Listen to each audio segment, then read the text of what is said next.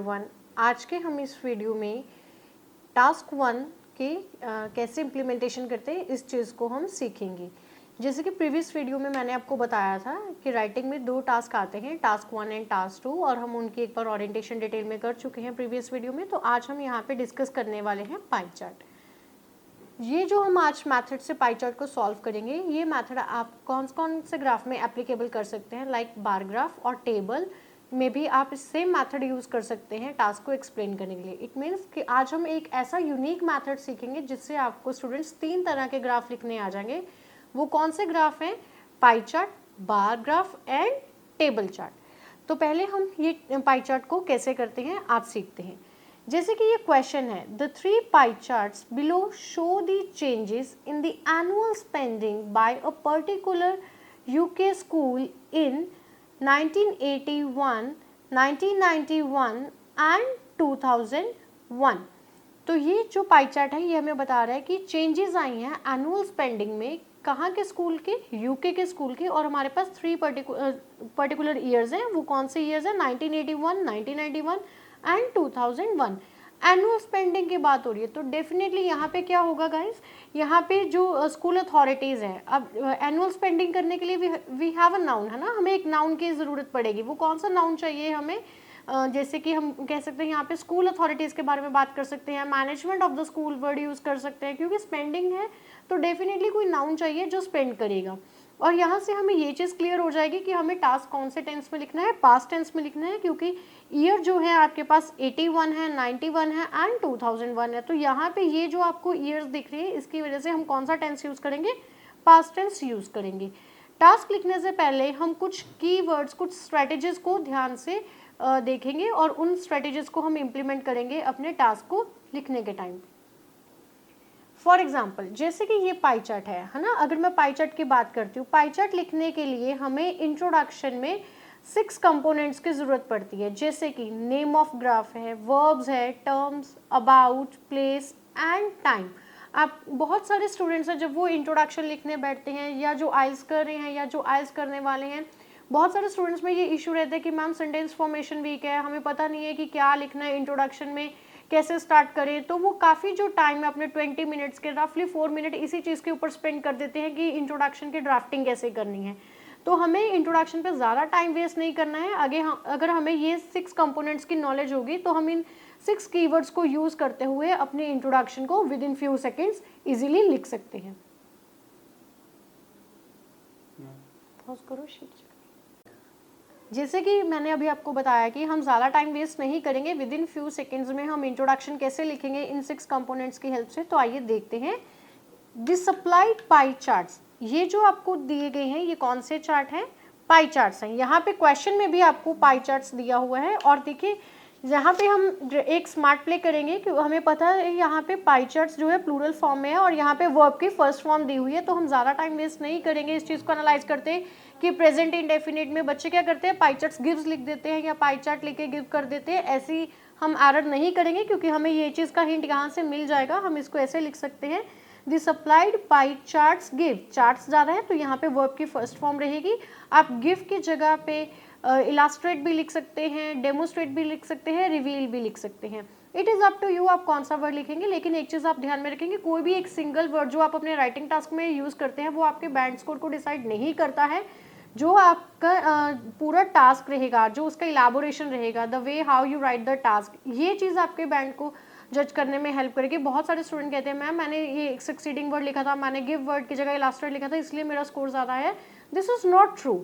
तो इंट्रोडक्शन कैसे जाएगी इसकी? This supplied pie charts give the information in terms of percentage. किसके टर्म्स में डेटा गिवन है? डेटा हमेशा आपको 2 चीज़ों में गिवन हो सकता है, या तो नंबर्स के टर्म में या परसेंटेज के टर्म में। आज जो डेटा गिवन है इस ग्राफ में वो किसके टर्म्स में है? परसेंटेज के टर्म में। The supplied pie charts give the information in terms of percentage about the money which was used by the authorities of school for different purposes in 20 years in the UK. अगर मैं यहाँ पे बात करती हूँ तो about क्या है, हमने रिफ्रेश करना है इस पूरे गिवन क्वेश्चन को। स्टूडेंट्स क्या करते हैं, वर्ड टू वर्ड इसको रिफ्रेश करने की कोशिश करते हैं, हमने इसे वर्ड टू वर्ड रिफ्रेश नहीं करना है। हम क्या करेंगे, यहाँ पे इस पूरे सेंटेंस को अपने वर्ड्स में रीराइट करेंगे। About the money which was used by, money क्या है, सिंगुलर है यहाँ पे, इसलिए क्या, क्योंकि मनी का कभी मनीज नहीं होता है, ये कभी प्लूरल फॉर्म एग्जिस्ट नहीं करती, इसलिए यहाँ पे वॉज लगाया गया। Money which was used by, was के साथ वर्ब की थर्ड फॉर्म लगाई गई है, बाय प्रेपोजिशन लगाया गया, तो पास्ट इंडेफिनिट का पैसिव स्ट्रक्चर है। Money which was used by the authorities of school, authorities द्वारा यूज की गई है मनी, किस चीज के लिए, for different purposes. Different purposes कौन से हैं, जैसे इंश्योरेंस है, टीचर सैलरी है, फर्नीचर एंड इक्विपमेंट है, रिसोर्सेज है, अदर वर्कर्स। तो इनको मैंने क्या बोल दिया, फॉर डिफरेंट पर्पसेस के लिए मनी यूज की गई थी स्कूल अथॉरिटीज के द्वारा। कब की गई थी, 20 ईयर्स। 20 ईयर्स कैसे बनेंगे, 81 से लेके 91 तक 10 ईयर्स, 91 से लेके 2001 तक अगेन 10 ईयर्स, तो मैंने इसको क्या बोल दिया, 20 ईयर्स। और प्लेस क्या थी, यहाँ पे यूके स्कूल लिखा हुआ था, तो इन दी यूके आएगा।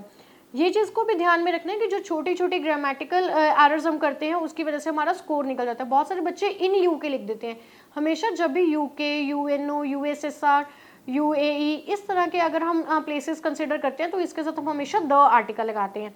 तो यहाँ से अगर मैं बात करती हूँ, the supplied pie chart, name of graph हो गया, वर्ब गिव, वर्ब की फर्स्ट फॉर्म लगाई है, टर्म्स किसकी टर्म्स में डेटा गिवन है, परसेंटेज की टर्म्स में डेटा गिवन है, अबाउट रीफ्रेज हो गया यहाँ पे क्वेश्चन मेरा, प्लेस, प्लेस क्या है, स्कूल भी प्लेस है और इन दी यूके ये भी प्लेस है, टाइम बता दिया मैंने 20 ईयर्स। तो देखिए कितना इजी था ये कंपोनेंट्स को यूज करके एक इंट्रोडक्शन लिखना जो कि एरर फ्री है, जिससे आपका स्कोर इजीली आइल्स में आएगा। Let's start with the body paragraph 1। Body paragraph 1 में हमने क्या करना है, बॉडी पैराग्राफ 1 लिखते टाइम हमने कुछ ऐसे ही हमने कुछ कंपोनेंट्स और कीवर्ड्स रखने हैं अपने साथ, और जिनको हम यूज़ करके एक एक सेंटेंस लिखते जाएंगे, हमारा रेपिटेशन भी नहीं होगा और हमारा जो ग्राफ है वो इजीली एक्सप्लेन हो जाएगा। फॉर एग्जांपल ये आप बॉडी पैराग्राफ 1 और बॉडी पैराग्राफ 2 में भी इजीली यूज़ कर सकते हैं, लेकिन ये कोई थंब रूल नहीं है कि आपने बॉडी पैराग्राफ 1 में ही मैक्सिमम और मिनिमम स्ट्रैटेजी यूज़ करनी है, आप इसको बॉडी पैराग्राफ 2 में भी यूज़ कर सकते हैं। सपोज अगर 20 स्टूडेंट्स हैं तो वो टास्क में लिख रहे हैं, तो हर एक का जो डेटा इंटरप्रिटेशन का मेथड रहेगा वो वेरी करेगा। सिर्फ आपके यहाँ पे टास्क इलाबोरेशन स्किल्स चेक होने वाले हैं, ये नहीं है कि अगर आपने बॉडी पैराग्राफ 1 में अगर मैक्सिमम नहीं लिखा तो एग्जामिनर आपका टास्क को क्रॉस कर देगा। दिस इज नॉट ट्रू, आप इसको किसी भी वे में किसी भी बॉडी पैराग्राफ में यूज कर सकते हैं। तो कौन कौन से स्ट्रेटेजीज आप यहाँ पे यूज करने वाले हैं, फॉर एग्जाम्पल मैक्सिमम मिनिमम रहेगा, डायरेक्ट इंफॉर्मेशन के साथ भी आप इलाबोरेट कर सकते हैं, फॉलोड बाय भी ले सकते हैं, रिस्पेक्टिवली भी ले सकते हैं, मोर लेस का कॉम्बिनेशन बना सकते हैं, डिफरेंस के साथ ले सकते हैं, ओनली जस्ट करके भी बात कर सकते हैं। सिमिलरली जो जहाँ पे आपको जो फिगर्स रहेंगी वो इक्वल या सेम आएगी, वहाँ पे हम ये वाली स्ट्रैटेजीज को यूज करेंगे। तो नॉर्मल आपने इन कीवर्ड्स को ध्यान में रखना है। अब इन कीवर्ड्स को यूज कैसे करना है, आइए चेक करते हैं बॉडी पैराग्राफ 1 में। Body paragraph 1, it can be clearly seen that, जब भी बॉडी पैराग्राफ 1 स्टार्ट करते हैं तो हम कौन कौन से स्ट्रक्चर्स यूज कर सकते हैं, it can be clearly seen that. Graph explain करने के लिए आपके पास कुछ कनेक्टर्स का होना, कुछ एक्सप्लेनिंग वर्ड्स का होना, या बॉडी पैराग्राफ 1 कैसे स्टार्ट करना है, 2 कैसे स्टार्ट करना है, इन चीज़ों का भी आपको ध्यान में रखना है। यहाँ पे हम क्या चीज़ का ध्यान रखेंगे, जैसे कि कनेक्टर्स यूज करेंगे कंपैरिजन के लिए, वेयर एज। जब मैं मैक्स मिनिमम की बात करूंगी तो वेयर एज है ना, कि मैक्सिमम इतना जबकि मिनिमम ये चीज़ हुई है, जबकि इसलिए whereas, wherein, however, while, whiles, इस तरह के कनेक्टर्स हम कंपैरिजन के लिए यूज करते हैं। न्यू इन्फॉर्मेशन एक्सप्लेन करनी हो मुझे, जैसे एक स्ट्रैटेजी फिनिश हो गई तो मुझे दूसरा डेटा जो है उसको इलाबोरेट करना है, तो मैं क्या वर्ड यूज कर सकती हूँ, analysing further, probing further, glancing further, moving ahead. आपको ये सारे यूज नहीं करने हैं, इसमें से फ्यू यूज करने हैं, क्योंकि ज़्यादा कनेक्टर्स की हमें ज़रूरत नहीं होती है, बस वो तो एक दो हम यूज करते हैं लिंकिंग को शो करने के लिए। बॉडी पैराग्राफ 1 हम यूजली स्टार्ट करते हैं, it can be clearly seen that. बहुत सारे स्टूडेंट्स हैं वो डिफरेंट सोर्सेज से वर्ड लर्न कर लेते हैं कि having a myopic look on the graph, तो हमें ऐसा नहीं करना है। हमें कोशिश करना है कि हम अपने राइटिंग को नेचुरल वे में, सिंपल वे में लिखें, ठीक है। तो यहाँ पे it can be clearly seen that से भी हम स्टार्ट कर सकते हैं। और बॉडी पैराग्राफ 2, बॉडी पैराग्राफ 2 को ध्यान रखना है, अगर आप सेम पाई चार्ट को कंटिन्यू कर रहे हैं तो आप यूज करेंगे the data further demonstrates that. लेकिन अगर आपका एक पाई चार्ट खत्म हो गया, आप दूसरे बॉडी पैराग्राफ में लाइन ग्राफ या अनदर कॉम्बिनेशन ग्राफ को एक्सप्लेन करें, तो आप लिखेंगे however the another graph reveals that. तो प्लीज आप इन चीजों को ध्यान में रखेंगे। तो यहाँ पे मैंने बॉडी पैराग्राफ 1 यूज कैसे किया स्टार्ट करने के लिए, it can be clearly seen that in 1981 क्यों लिया है स्टूडेंट्स, क्योंकि मैं पहले इसी पाई चार्ट को एक्सप्लेन करने वाली हूँ। इन 1981 कॉमा, यहाँ पे पंक्चुएशन का भी ध्यान रखेंगे हम। मैक्सिमम, अगर मैं मैक्सिमम बात करती हूँ तो 40% है। जो मैक्सिमम चीज़ थी, टी स्टैंड्स फॉर टीचर्स की सैलरीज के लिए यूज की गई थी। जो maximum money was used by, again past indefinite passive structure लिए है, used by the management of school for teachers salary which was 40%, जो कितना है 40% है। whereas, जबकि देखिए आ गया अभी, क्योंकि मैं मिनिमम के बारे में बात करने वाली हूँ, ये कंपैरिजन हो रहा है मैक्स मिनिमम के साथ।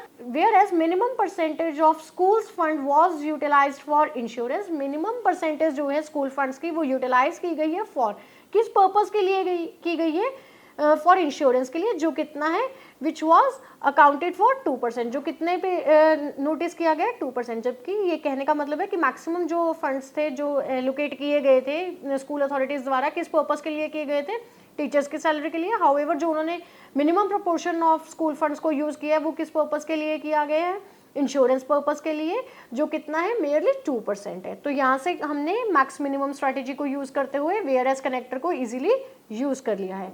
एनालाइजिंग फर्दर, तो यहाँ पे एक सेंटेंस कंप्लीट होता है। न्यू सेंटेंस स्टार्ट करने से पहले मैंने कनेक्टर ले लिया है analysing further comma 28% money was, जो 28% मनी है वो स्पेंड की गई है by the authorities of school on the workers salary. तो ये डायरेक्ट इंफॉर्मेशन है, क्योंकि मैंने डायरेक्टली लिख दिया है कि क्या हुआ है, जो 28% मनी है वो किस पर्पस के लिए यूज की गई है, अदर वर्कर्स की सैलरी के लिए की गई है। रिमार्केबली, रिमार्केबली का मतलब है नोटिसेबली, कि एक रिमार्किंग फैक्ट क्या है, जो हम बोलते हैं कि the noticeable fact is that. तो नोटिसेबल क्या था कि यहाँ पे इक्वल प्रोपोर्शन दिया गया है 15-15, किस पर्पस के लिए दिया गया है, रिसोर्सेज के लिए दिया गया है और फर्नीचर के लिए दिया गया है। रिमार्केबली दे एक्सपेंडेड। डियर स्टूडेंट्स, आप ध्यान रखेंगे एक्सपैंड और एक्सपेंडेड में फ़र्क होता है। एक्सपेंड का मतलब होता है खर्च करना, एक्सपैंड होता है किसी चीज़ को स्ट्रेच करना। तो यहाँ पे एक्सपेंड है खर्च करने वाला, ईडी लगाया है, expanded past indefinite active structure है। दे किसके लिए लगाया गया, अथॉरिटीज के लिए मैंने ये यूज किया। Remarkably they expanded equal proportion of funds, किस पर्पस के लिए यूज किए गए हैं, फर्नीचर एंड रिसोर्सेज के लिए गए। तो यहाँ पे मेरा ये जो 1981 का जितना भी डेटा है मैंने इजीली एलाबोरेट कर दिया। तो कुछ पार्ट मैंने 1991 का लिया है। अब ये पाई चार्ट को स्टार्ट करने के लिए मैंने टाइम फ्रेज ही यूज कर लिया है कि आफ्टर 10 ईयर्स क्या हुआ है, a difference of 2% was notice. Difference देखा गया है 2% का, किस में देखा गया है, खर्चे में, एक्सपेंडिचर में। किसके खर्चे में, फर्नीचर एंड इंश्योरेंस। अगर मैं बात करती हूँ तो फर्नीचर पे कितना स्पेंड किया गया था, 5%, और अगर इंश्योरेंस की बात करती हूँ तो 1%। अगर 5 में से 3 सब्ट्रैक्ट करते हैं तो 2 आता है, मुझे 2 वैल्यूज ना लिखनी पड़े, एक कॉमन वैल्यू निकालिए। स्मार्ट प्ले की है कि 2% का जो डिफरेंस देखा गया है खर्चे में, किसके खर्चे में देखा गया है, फर्नीचर एंड एक्सपेंडिचर के खर्चे में। अभी हम स्टार्ट करेंगे बॉडी पैराग्राफ 2। तो यहाँ पे आप ध्यान रखेंगे मैंने 1.5 ऐसे डिवाइड करे हैं 3 पाई चार्ट्स को कि 1.5 पार्ट को मैंने बॉडी पैराग्राफ 1 में कंसीडर कर लिया एंड रिमेनिंग 1.5 पार्ट को मैंने बॉडी पैराग्राफ 2 में ले लिया। तो यहाँ पे मैंने सिर्फ 2 फैक्टर्स लिए, अभी भी ये 3 जो है मेरे पास बचे हुए हैं, तो मैं इनको कहाँ लेके जाऊँगी, बॉडी पैराग्राफ 2 में। बॉडी पैराग्राफ 2, अभी मैंने आपको स्टार्ट करने से पहले बताया था कि अगर हम सेम ग्राफ को कंटिन्यू करते हैं तो हम कनेक्टर लगाते हैं, the data further demonstrates that. Similarly मैंने यहाँ पे भी यूज किया, the data further demonstrates that 50%, 22% and 20% money was spent by the management of school on teachers' salary, other workers' salary and resources respectively। तो यहाँ पे respectively फंक्शन यूज हो गया। respectively का क्या मतलब है, यहाँ पे अगर मैं बात करूँ, पहले मैंने डायरेक्टली उनकी वैल्यू लिख दी है, फिर मैंने बता दिया कि ये वैल्यू किस चीज़ के लिए। तो ये फंक्शन क्या रहेगा, रिस्पेक्टिवली का रहेगा। रिस्पेक्टिवली वर्ड आपको हाईलाइट करता है कि जो 50% है ये टीचर की सैलरी की वैल्यू है, जो 22% है अदर वर्कर्स की है, और जो 20% है वो रिसोर्सेज की है। तो इस तरह से मैंने यहाँ पे रिस्पेक्टिवली वाला लिया है स्ट्रक्चर, फुल स्टॉप। 22%, देखिए ज़रूरी नहीं है कि हर जगह पे मुझे ये एनालाइजिंग फर्दर लगाना था, यहाँ पे मैंने फुल स्टॉप लगा कर डायरेक्ट भी स्टार्ट कर दिया। मैंने हर जगह कनेक्टर्स को यूज़ हाईलाइट करने की कोशिश नहीं की है। 22%, अब ये वाला हो गया, तो यहाँ से ये स्टार्ट करना है 2001 वाला, जहाँ पे मैं लेके आ रही हूँ कि 22% more money was 22% more money was expended on the teacher's salary than furniture in 2001। तो यहाँ पे जब मैंने यहाँ पे ईयर स्विच किया था तो आफ्टर 10 ईयर्स लिया था, यहाँ पे मैंने इन्फॉर्मेशन को इलाबोरेट करने के बाद ईयर कंसीडर कर लिया, तो बता दिया कि ये पाई चार्ट स्टार्ट हो गया। कैसे बताया कि 22% जो मोर मनी है वो यूटिलाइज की गई है, किस पर्पस के लिए की गई है, टीचर्स की सैलरी के लिए। किसके कंपैरेटिवली हुए, फर्नीचर के कंपैरेटिवली। जैसे यहाँ पे 45 था, टीचर्स के लिए दिया गया था और फर्नीचर के लिए 23 था, तो सब्ट्रैक्ट कर दिया मैंने, यहाँ पे 22 आया है, तो मैं ये बोल सकती हूँ कि 22% मोर मनी इस पर्पस के लिए यूज की गई है। However, 6% less money was spent on resources than workers' salary, कि 6% कम मनी। सिमिलरली यहाँ पे क्या हुआ है कि अदर वर्कर्स की कितनी है, 15 है, तो रिसोर्सेज की कितनी है, 9 है। अगेन सब्ट्रैक्ट हो जाएगा 6, तो मैं ये कह रही हूँ कि 6% जो है वो लेस स्पेंड की गई है रिसोर्सेज के ऊपर, किसके कंपैरेटिवली, अदर वर्कर्स की सैलरी। एक चीज का ध्यान रखना, जब आप मोर या लेस लिखेंगे तो एज कंपेयर नहीं लिखेंगे, क्योंकि सिंस स्कूल डे से हम मोर देन लेस देन वाले मैथ्स में क्वेश्चन करते हैं, तो मोर के साथ हमेशा दैन और लेस के साथ हमेशा दैन, THAN, यही वाला दैन लगाना है आपको, एज कंपेयर यहाँ पे आपको नहीं डालना है। वाइल, जबकि ओनली, सिर्फ यहाँ पे थोड़ा सा ओनली यूज हो गया है, डायरेक्ट ले लिया है हमने ओनली करके, कि सिर्फ 8% जो फंड्स थे वो यूज किए गए थे इंश्योरेंस पर्पस के लिए। तो यहाँ पे स्टूडेंट्स कहने का मतलब ये है कि हमने ये स्ट्रेटेजीज यूज की और अपने ग्राफ को इजीली एक्सप्लेन कर लिया। आपको सारी स्ट्रेटेजीज यूज नहीं करनी है, जैसे इसमें हमने मैक्स मिनिमम लिया था बॉडी पैराग्राफ 1 में, डायरेक्ट इंफॉर्मेशन लिया है, और हमने क्या लिया था यहाँ पे, डिफरेंस वाला स्ट्रक्चर ले लिया था। बॉडी पैराग्राफ 2 की बात करती है तो रिस्पेक्टिवली मोरलेस हो गया है और ओनली वाला यूज हो गया। तो ऐसे आप कुछ स्ट्रेटेजीज को यूज कर सकते हैं, आपको सारी यूज नहीं करनी है। आप इन कीवर्ड्स को देखते हुए अपने डेटा को इजीली एक्सप्लेन कर सकते हैं ग्राफ के, बिना किसी एरर के और बिना टाइम वेस्ट किए। अभी रह गया हमारा ओवरऑल। ओवरऑल क्या होता है, हाईलाइटिंग फीचर ऑफ ग्राफ। ये टोटली सब्जेक्टिव रहता है, यहाँ पे हमें कोई भी फिगर मेंशन नहीं करना है, कोई ईयर मेंशन नहीं करना है, कोई परसेंटेज मेंशन नहीं करना है, इस चीज का आप ध्यान रखेंगे। हाईलाइटिंग फीचर ऑफ ग्राफ कैसा रहेगा, अगर मैं ध्यान से इस ग्राफ को देखती हूँ तो 1981 में भी जो इंश्योरेंस पार्ट था उसके ऊपर सिर्फ 2% हुआ है, 1991 में भी इंश्योरेंस पे 3% हुआ है, 2001 में भी इंश्योरेंस पे 8%। तो तीनों ही जो ग्राफ को अगर मैं देखती हूँ तो मिनिमम क्या रहा है कि इंश्योरेंस पे ही मनी स्पेंड हुआ है, मिनिमम, है ना, कि जो तीनों ईयर्स बोल दूँ या ये कह दूँ कि जो तीनों ग्राफ में देखा गया है वो मिनिमम पार्ट किसके लिए गया है, इंश्योरेंस के लिए। तो अगर मैं यहाँ पे ओवरऑल की बात करती हूँ तो ओवरऑल कैसे लिखेंगे, overall comma it is apparent that, apparent means clear है, क्या है, जो स्कूल अथॉरिटीज है were not much interested in spending money for the insurance purpose, कि जो स्कूल की अथॉरिटीज थी वो ज्यादा इंटरेस्टेड नहीं थी किस पर्पस के लिए, स्पेंड करने के लिए मनी को, कहाँ पे, इंश्योरेंस पर्पस के लिए। So this is the way we can easily write the graph. और यही जो स्ट्रेटेजीज हैं अगर आप अपने बार ग्राफ और टेबल में भी एप्लीकेबल करेंगे तो आप इजीली टास्क लिखेंगे। इनफैक्ट 20 मिनट्स नहीं, आपका टास्क 15 मिनट में फिनिश हो जाएगा, आपके पास 5 मिनट प्रूफ रीडिंग के लिए बचेंगे। डियर स्टूडेंट्स, मैं आपको सजेस्ट करती हूँ कि प्लीज़ प्रूफ रीडिंग ज़रूर करिए, क्योंकि ऐसा करने से आपको खुद के एक बारी एनालाइज हो जाती हैं एरर्स क्या हैं और आप उसे इरेज कर सकते हो और अपने टास्क को अच्छे से सबमिट कर पाएंगे आप, जिससे आपका स्कोर इजीली आ जाएगा। I hope you like this video. Thank you.